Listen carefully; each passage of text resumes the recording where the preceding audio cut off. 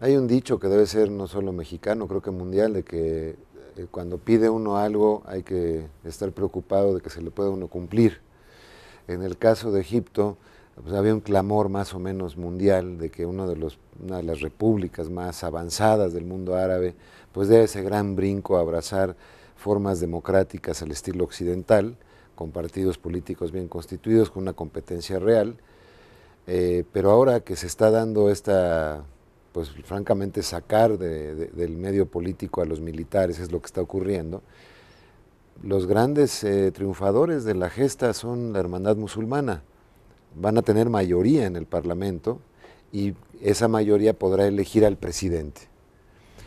Hay una figura que es el líder de la Liga Árabe, que fue canciller de Egipto, una persona que yo conozco y tú conoces muy bien, Amer Musa, tipo me parece espléndido, creo que podría ser un gran presidente de la transición, pero no estoy seguro de que los islamistas estén muy contentos con una figura tan internacional, ecuménica, tan, pues, digamos, tan libre pensador como es Amer Musa. Sí.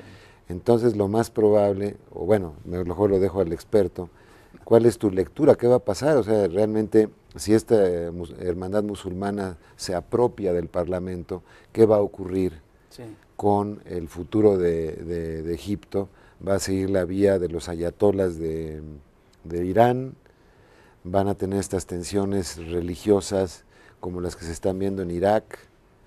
¿Cuál es tu lectura? Aquí pondría yo dos fases. Una primera, que efectivamente los hermanos musulmanes que habían participado mucho en política van a tener la mayoría, pero van a tener la responsabilidad de redactar la constitución nueva. Y al tener esa responsabilidad, el grupo en el poder, el grupo militar, que sabe utilizar los fondos y sabe utilizar la fuerza, va a tener que negociar con ellos. Mohamed Tantawi y su grupo político no lo va a dejar fácil. Ahora bien, cuando hablamos ya del tema musulmán es muy interesante porque vemos, por ejemplo, un potencial efecto espejo en Turquía. 72 millones de turcos musulmanes, y para el auditorio que a veces confunde la etnia con la religión, porque yo conocí a un presidente de México que le pasó eso mismo, cuando quería hacer un viaje por allá, pensó que todos los árabes eran musulmanes y que todos los musulmanes eran árabes, y le tuve que explicar que son más de 1.300 millones de musulmanes en el mundo, y que en Indonesia hay 230 millones. Es el país más grande, es el país más grande en términos de musulmanes. Religioso.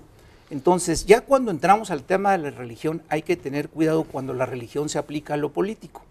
Y ahí tenemos a Irán, que es una teocracia, que está muy fuerte las cosas, hay noticias interesantes el día de hoy. Pero veamos, si Egipto se apunta a una tendencia tipo lo que se está desarrollando en Turquía, sería ideal porque el primer ministro Erdogan de Turquía está llevando, a pesar de ser muy musulmán, un equilibrio entre lo secular que les heredó Ataturk, el fundador del Estado turco, Mustafa Ataturk, y lo que puede ocurrir. Entonces es un escenario positivo ese. Yo creo que llegar al tema religioso es complicado. O sea, tu lectura es que puede llegar la hermandad musulmana a dominar el parlamento egipcio y a pesar de su filiación, su razón de ser religiosa, ¿van a tener un equilibrio con el Estado secular? Sí, porque es una situación bicameral. Está la Shura, que son los senadores, que los nombra el presidente. Entonces va a haber un equilibrio entre la Asamblea Legislativa que se está renovando, pero la Shura tiene mayoría. Pero ¿qué tipo de constitución van a tener? ¿Van a tener una constitución teocrática? Presidencialista, yo creo que presidencialista. Ahorita era semipresidencialista. Se hablaba de que el modelo francés es el que seguirían. Yo creo que les van a proponer a ellos, porque ni siquiera están interesados en generar violencia, sino darle un giro de equilibrio. Los líderes de los hermanos musulmanes que platicaban e iban a los eventos diplomáticos, no los que tenían guardados, porque sí había una gran represión entre los que eran muy activistas, pero había otros más condescendientes con el régimen de Mubarak. Esos son los que han llegado a los cargos ahorita de elección. Ahora en la zona, viendo ya el conjunto de la región, hay muchísimo fuego cruzado. Por ejemplo, el caso de Arabia Saudita, donde están las bases wahabíes, ¿no? Las grandes academias del Islam, sí, y las más autorizadas, las más puristas, sí, también, no sé cuál sería el equivalente en nuestro mundo, pero digamos, son la gran academia del Islam, muy radicales muchos de ellos, viendo que les podía llegar el fuego dentro de la propia Arabia Saudita, han estado patrocinando esas academias para que precisamente se muevan a Egipto, Sí. y la doctrina se empieza a enseñar por wahabíes en Egipto. Hago la acotación porque es probable que la radicalización religiosa pueda darse por esa vía, independientemente de lo que los gobiernos estén tratando de hacer. Es un tema que hay que esperar e incluso hay que ver el protagonismo de Arabia Saudita en el tema de Siria.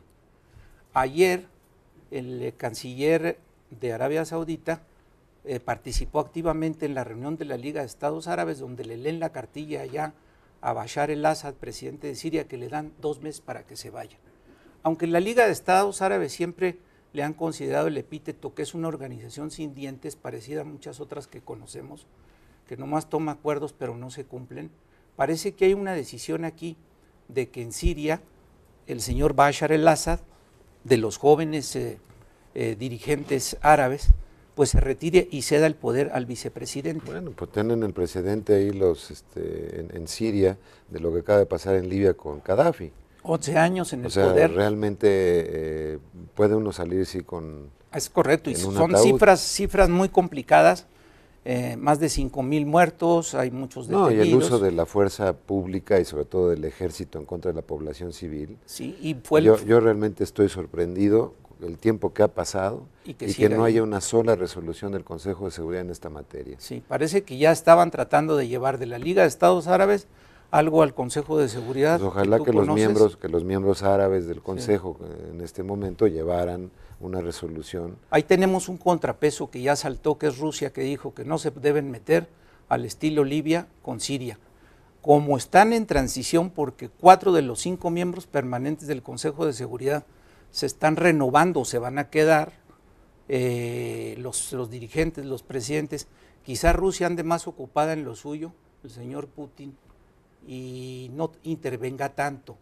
Pero el Medio Oriente está ebullente, sin embargo hay una declaración que quiero poner en la mesa, embajador, que el presidente Obama hace un par de meses dijo que ya no le va a invertir tanto a las guerras directas, que va a buscar más conciliación, que no va a intervenir.